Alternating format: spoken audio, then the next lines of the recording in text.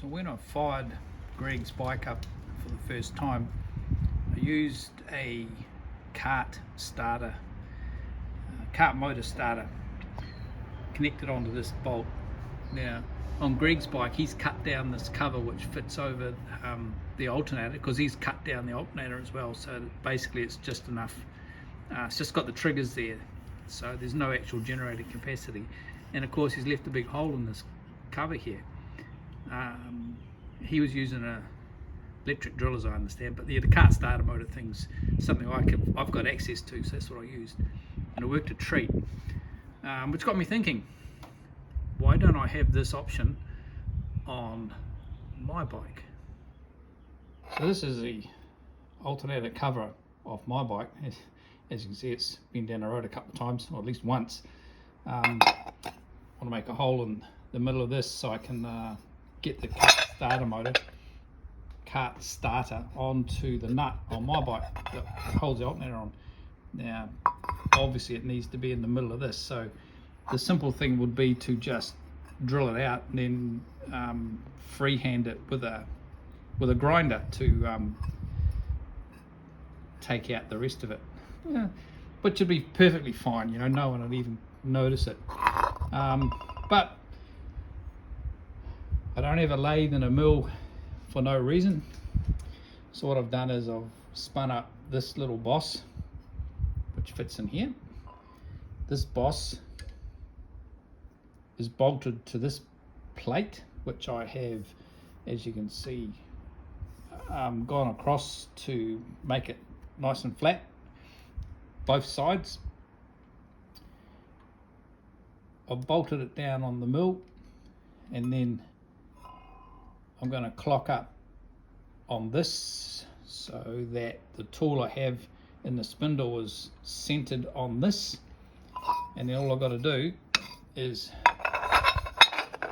drop that on there,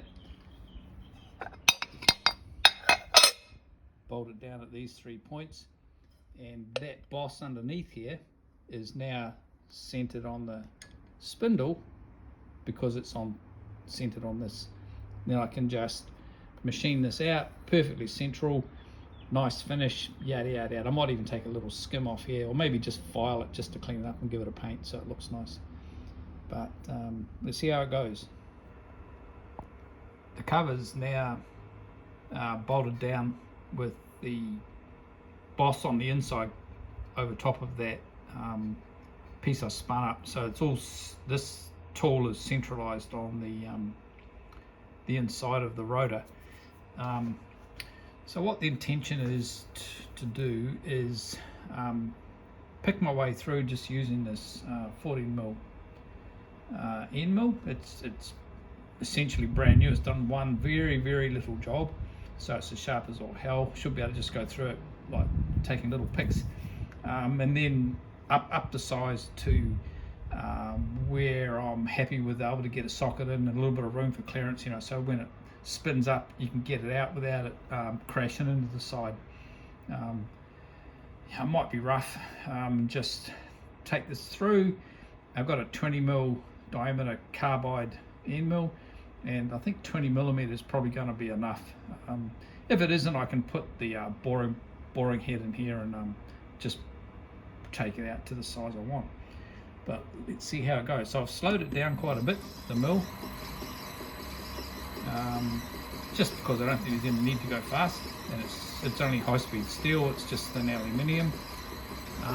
The good thing is I've set the VFD to, you can just set it to whatever speed you want, whatever frequency, and that determines the speed. So, somewhere around there is fine. And prior to turning on the VFD, I'd also set the speed switch to 1 rather than 2, so it's running at half speed or whatever. Although the belts are set up, it's on the lower ratio on the motor, on the higher ratio this end, but as you can see, it's not spinning real fast. So let's give it a try.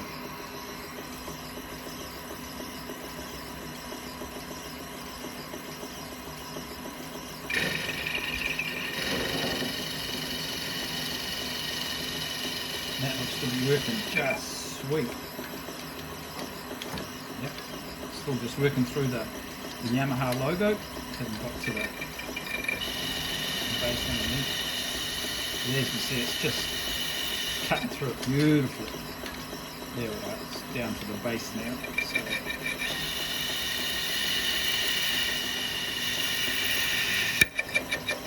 and just like that, we're through. Alright, I will try the 20mm one, which should work just as good. It is well used, chips in the corners, but basically it's got enough edges to actually cut through, so it should be fine. Let's see how it goes. So this is the well used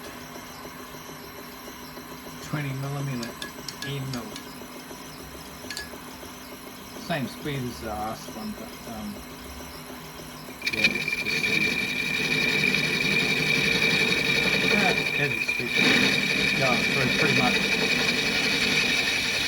without any dramas, despite being not too flash in the end.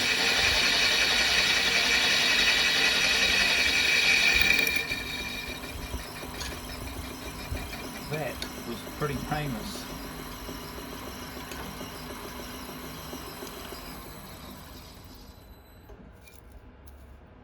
Yep, and you can just see the little boss underneath there. So that might even be big enough, but let's see. So I've run the 20mm end mill through this. Obviously made a 20mm diameter hole, more or less. My 14mm socket, according to the calipers, is 19.93mm. So the socket does fit in the hole, but yeah, it's close, to say the least. So obviously I want to take it out at least a couple of millimeters. So to that end, I've got the boring head set up, got a boring bar in the ready to go. So this is more or less size for size at the moment. So let's just, actually I just noticed the belts are really loose. But anyway, let's see how it goes. I'll just take a cut and see what happens.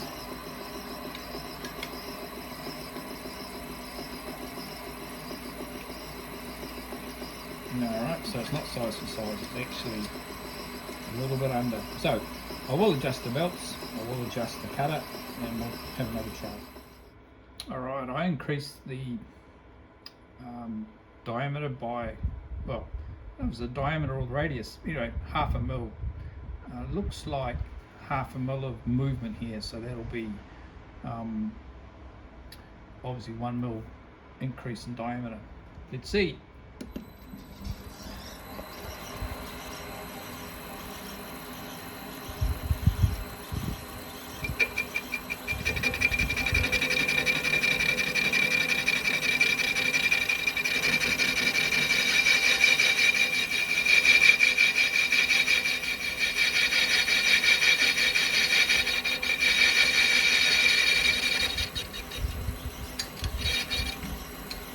Sweet.